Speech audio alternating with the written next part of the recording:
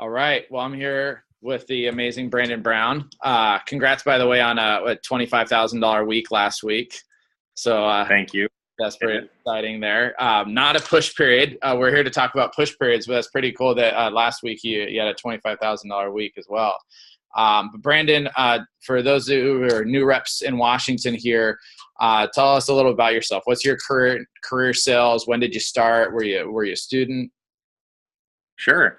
I started selling Cutco on 7/7/07, and so coming up on a 10-year anniversary to date here pretty soon. And I have in total sales sold $2.2 million roughly in Cutco. I started when I was going into my freshman year in college at Cal Poly Pomona, and started off, ended up winning a few All-American scholarships along the way, graduated in 5 years, paid my way through college selling Cutco, and then took a couple years off from Cutco to see what else was out there, realized Cutco has an amazing opportunity, came back and really just decided to run it like a business and started kicking butt from there. Yeah, so last year you broke the all-time push record for us. It did $100,000 in 2 weeks for during the push period time. And finishing when that capped off was at 575 or 675 for the year. 688 was the final number. $688,000 for the year, and 100,000 of that in that 2-week push period. So, what do you remember way back to when your first 10K push? Like what went into that? I know you've had dozens and dozens of push periods over 10 or 20,000. Yeah, so I specifically remember when I started, it was on July 7th, right? So that's like the time during like SC1 for most offices. So I started in the mix of all that. So like a lot of chaos, but good chaos going on, a lot of success happening. And for me, I remember going to SC1, seeing someone sell. I think I started in the middle of that push period, so it was kind of like my fast start. I think I sold maybe, $4 or $5 grand during the time period of the push period. But I remember seeing someone sell like $10,000, and he was, top FSM, had been around for a while. So I was like, wow, he actually made more than what I actually sold, which was like pretty inspiring. And I was like, I want to do that. And so I remember, everyone was like, okay, well, SC2, this is for everyone to redeem themselves if you didn't sell what you really wanted to sell. And I was like, well, I'm going for 10 grand. And I remember I remember somebody telling me that actually they're like, oh, well, that's a big number. Like, you don't need to compare yourself with them. They've been in the business a little bit longer, 6 months, a year, a couple years. And I was like, no, I can definitely go, after it. So part of it was like, or a big component of that was like just the competitive drive of wanting to prove people wrong, and knowing that like I was capable of doing that. So that's what I set out to do for my first full like push period conference for SC2 in 2007, and I ended up hitting it. So just over 10 grand, which is pretty cool. That's great. So first summer, that must have been within about 5-6 weeks then of when you'd started there, if you started on July 7th there. So fantastic. Mm-hmm. 10K your first. Now you just squeaked over 10K at that push period, the first one. Yes. Yeah. And then I've personally seen push periods where you've sold $40,000 in 2 weeks. Unfortunately, in Washington, I didn't see this last one of $100,000. So yeah. Why first of all, why do you work so hard during push period? Because I'm assuming you have to pick up the pace of your effort and how many appointments and phone calls you're making. And you already sell a lot. So why do you work harder during those 2 weeks? What does push do for you? Sure. Well, a couple things come to mind for me. One, most of us have probably heard the rule that like 20% of your business, 20% of your weeks in the year are going to produce about 80% of your business, for the entire year. So I realized that there's a few weeks throughout the year, about 20% of them, that are going to be the most important. And normally those weeks, for me, a lot of them are around push periods. And I know that's going to make a big portion of my income. So that's part of it, knowing like, hey, this is going to be a big component to my overall year. But even more than that, like the deeper rooted, deeper fueled reason for why I, work extra hard and try to sell even more than I have before is because it's really just a test. It's a challenge of like what my potential is, what I'm actually capable of doing, and really seeing like, hey, you just did something that very few people have ever done, or maybe nobody's ever done. But now, how can you take it another step?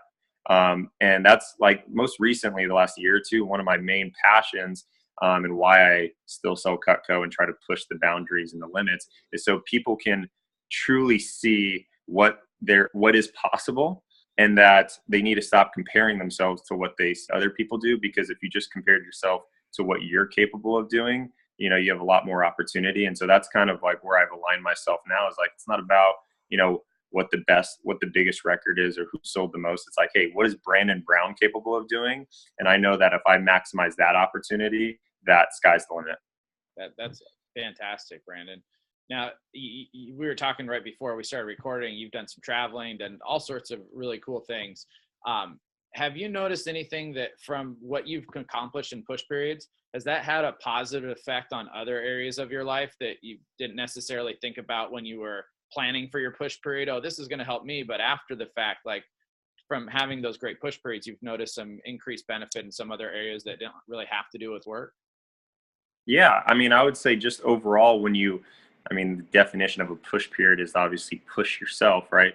And so when you go through this process of all these challenges and you break through something like a shell that you never realized you were capable of, it helps you realize, what your true potential is. But it also gives you a larger awareness and a increased capacity of what you can actually take on, not just in the business world, but like personally. So whether there's challenges in like relationships or anything else personal, that you can overcome it because you've overcome the larger odds. Whoever's listening to this is going to have a time.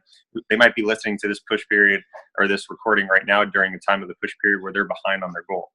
But the fact is that hundreds of reps have been behind on their goal before, and hundreds of reps have also found a way to still hit their goal, right? And committing to the action, committing to what it takes to follow through and finish strong, those qualities, those attributes that you then build and create through that 2-week period can then transcend through the rest of your life, no matter what challenge you have. And that you can overcome it, as long as you're committed to it. That's great. Now, speaking of some of those things that, those actions you were talking about, what have some of the key differences been between that first push period where you squeaked over 10 grand and, these last few where 10,000 was just a smaller percentage of your actual total? What were some of the things that really changed for you? Were like, wow, I'm capable of a lot more. Yeah, sure. The biggest thing is going to be mindset, right?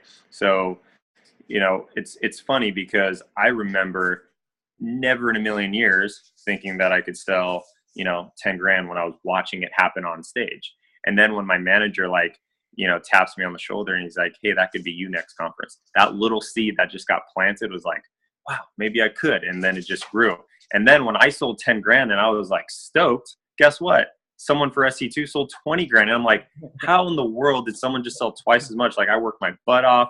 Like, that's crazy. Who could sell 20 grand in 2 weeks? Like, that's absurd.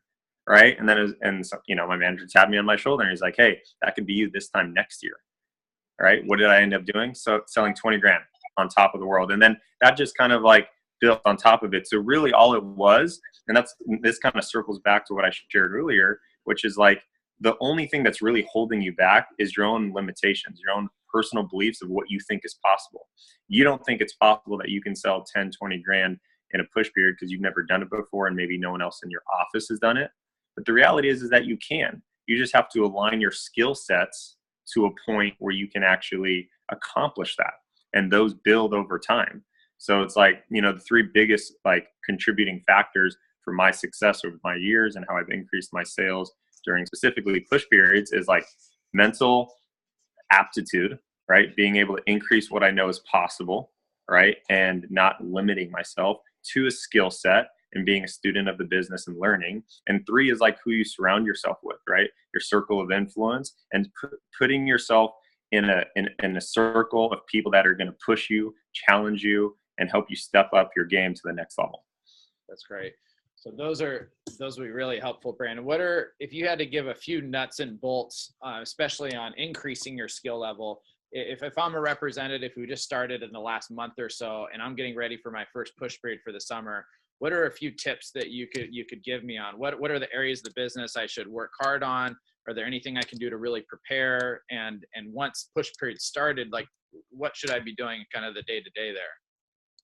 Sure. I mean, the first thing that comes to mind, and I really try to live my life by this, is a quote, and I don't remember who said it, but basically the quote in so many words is, you don't fall to your level of expectation, you fall to the level of your, right? And I really believe that's true. It's like, you can expect to sell as much Cutco as possible. And yeah, there's a component to that that's really important, right?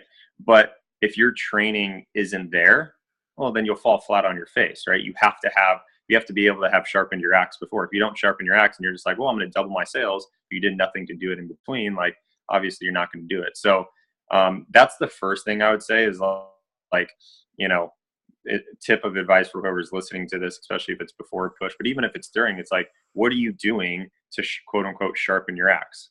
And even if you don't hit your goal this push period go around, there's going to be another one. So the real question is, what are you going to do between now and the next push period to prepare yourself for that? And so that's what I'm always constantly doing, whether it's like, you know, how do I handle a certain objection? How do I connect with customers better? How do I upsell?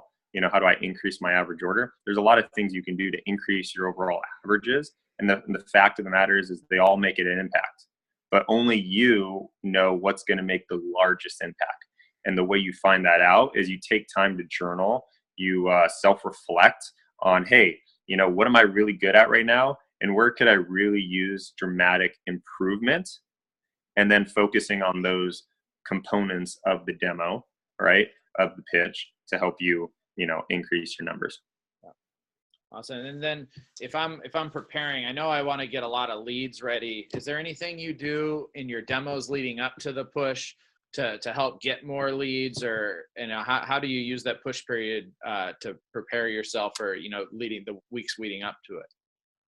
Yeah, absolutely. So like going into a push period, the weeks going into it, like preparation is everything, right? Because that's going to be your training. That's going to be your battleground of how you're going to perform. And so what you do leading up to it is obviously being organized, like planning and preparing, identifying things that might get in your way, right? And then knowing how to handle those things if they come up so you can overcome them. Same thing as handling objections before they come up. But this is like the preparation component. Now, specifically with referrals, it's like, okay, cool. Consolidate all your leads.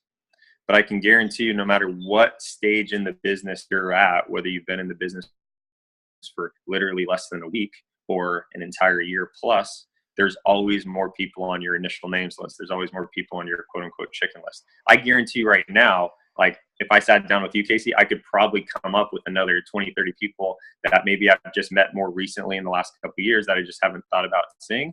And that's someone who's been in business for 10 years. So I would bet that whoever is listening to this, they could come up with someone else. So like build up that list, because ideally the more abundance of leads that you have going into push, the better prepared you'll be able to be, you'll be, and the more opportunity that you'll have, you know, without like self-sabotaging your obviously performance and running out of leads. So that's like a big component there, is like build up that base.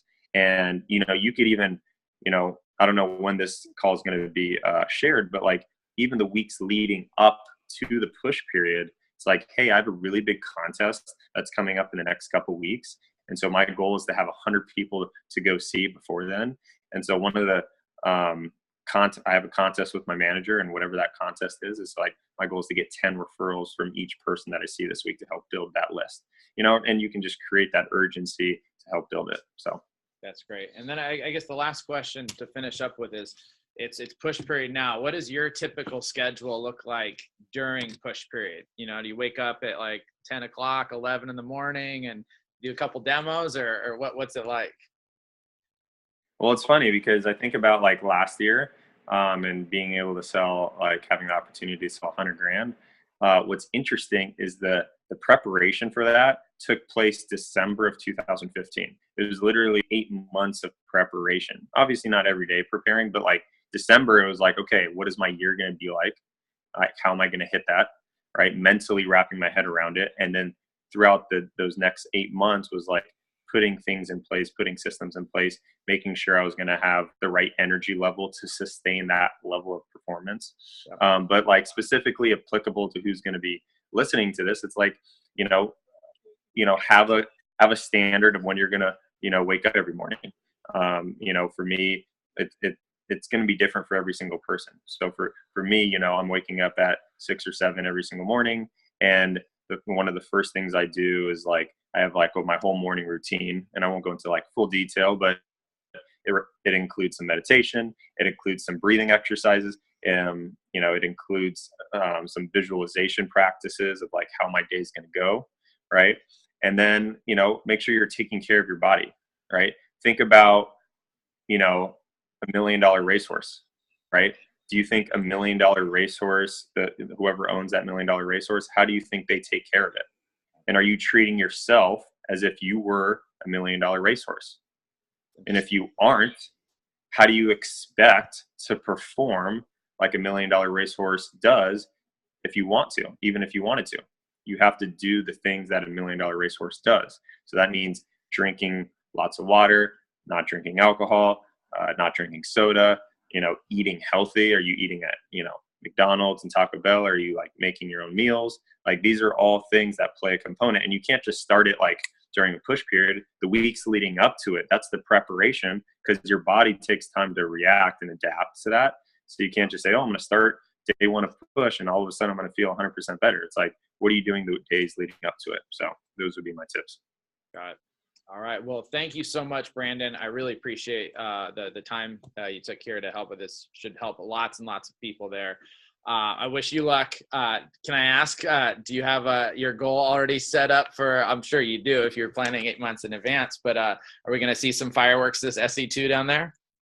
Yeah, you'll probably see some fireworks for the month of August, so it should be exciting. All right, well, we're excited to see it. We'll keep the cat in the bag for now and leave people on the edge of their seats. So thanks so much, Brandon. I really appreciate it. Have a great day. Yeah, glad to be. Thanks, guys.